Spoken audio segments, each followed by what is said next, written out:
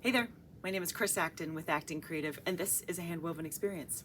And in today's episode, I'm going to talk about color and weave. Color and weave is a description for various weave structures.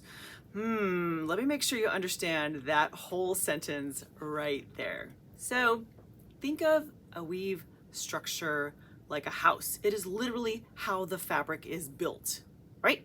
So weave structure is the house. Color weave describes the house. It is a certain style, kind of like the house might be modern or Mediterranean or country, whatever it is. Color and weave is a description for the weave structure. Okay?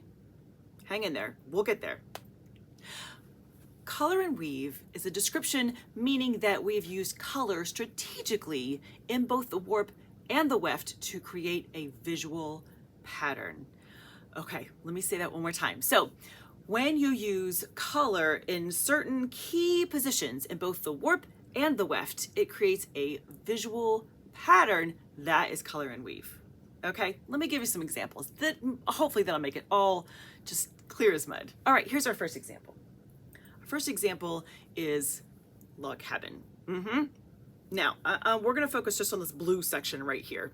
This is log cabin. If you haven't met log cabin, it's a lovely pattern. Everyone should try it. It's a great kind of starter pattern. I really enjoy it.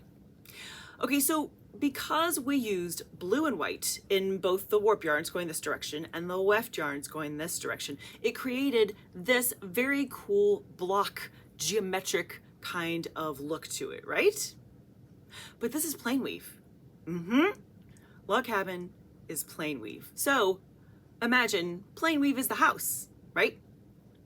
Log cabin / color and weave is the category that means we've created this look to it, because this beautiful looking pattern we created using plain weave. It's color and weave. That's what this is. Okay, let me give you another example. This is a little bit of houndstooth. Don't you love a houndstooth check? It's so classic. Now, this whole towel turns out is kind of an experiment with color and weave. I'll tell you why. So these are my warp yarns going this direction, right? And I did green and black, greens and gray, greens and grays, and then greens and white this way. And then I changed what was in the weft yarns. So if you look at this section, this right here, this is a sweet spot. This is really what houndstooth check looks like. Now mine are a little squat. Mine end up a little bit squished than they should be. They should be a little more boxy. But this really is our houndstooth check, right?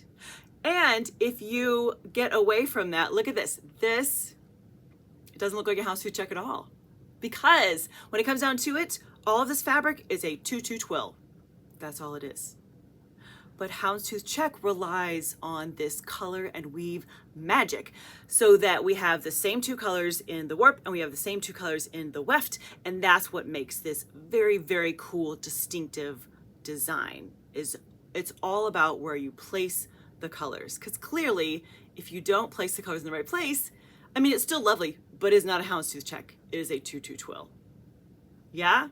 Hopefully those examples kind of help give you an idea of what that means, color and weave. Just remember that you can have multiple weave structures under that umbrella of color and weave. As we just saw, both our log cabin and both our houndstooth check are considered color and weave styles. Okay, I hope that helps. And if you haven't come across color and weave, no worries. Just keep that in your back pocket when people start to describe weave structures and how it's created, because that's your sign. If someone says a weave structure is created using color and weave, what you know then is it's all about where the color is placed in the warp and in the weft. All right? You can do it. If you haven't tried either of those structures too, I have episodes on both of those. You can go check them out. They're so much fun, and I highly recommend giving them a go. All right, my friend. Have a great week. Happy weaving.